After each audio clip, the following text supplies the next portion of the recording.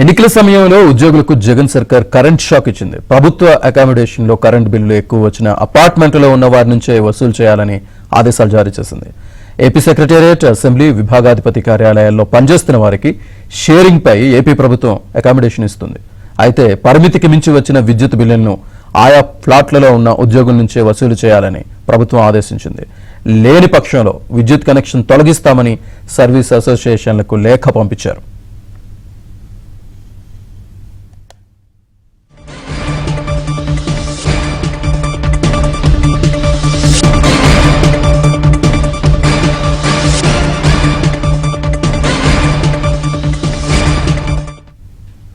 ఇదే అంశానికి సంబంధించి పూర్తి డీటెయిల్స్ మా కరెస్పాండెంట్ సత్య అందిస్తారు. సత్య, ఏపీ ప్రభుత్వం ఎన్నికల వేళ ఉద్యోగులకు కరెంట్ షాక్ ఇచ్చింది. ముఖ్యంగా జిఏడి అకామిడేషన్ ఆధ్వర్యంలో సచివాలయం, అసెంబ్లీ, విభాగాధిపతి కార్యాలయాల్లో పనిచేస్తున్న ఉద్యోగులకు విజయవాడ చుట్టుపక్కల అకామిడేషన్స్ ను ఇవ్వడం జరుగుతుంది. దీనిలో భాగంగా వివిధ అపార్ట్మెంట్లలో అకామిడేట్ అవుతున్నటువంటి ఈ ఉద్యోగులందరికీ సంబంధించి విద్యుత్ బిల్లు ఎక్కువగా రావడంతో ఈ అంశాన్ని ప్రభుత్వం దృష్టికి విద్యుత్ శాఖ తీసుకువెళ్ళింది.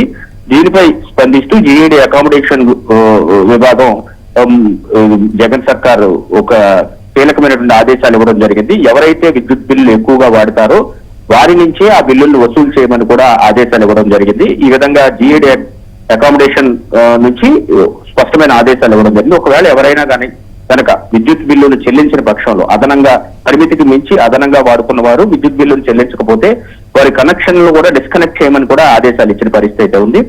ముఖ్యంగా గతంలో రాష్ట్ర విభజన సమయంలో హైదరాబాద్ లో ఉన్నటువంటి ఉద్యోగులందరూ కూడా ఏపీకి రావడం కోసం వారికి అకామిడేషన్ ఫెసిలిటీ కల్పించారు. అప్పటి నుంచి ఇప్పటి వరకు కూడా అకామిడేషన్ ఫెసిలిటీని కొనసాగిస్తూ ఉన్నారు.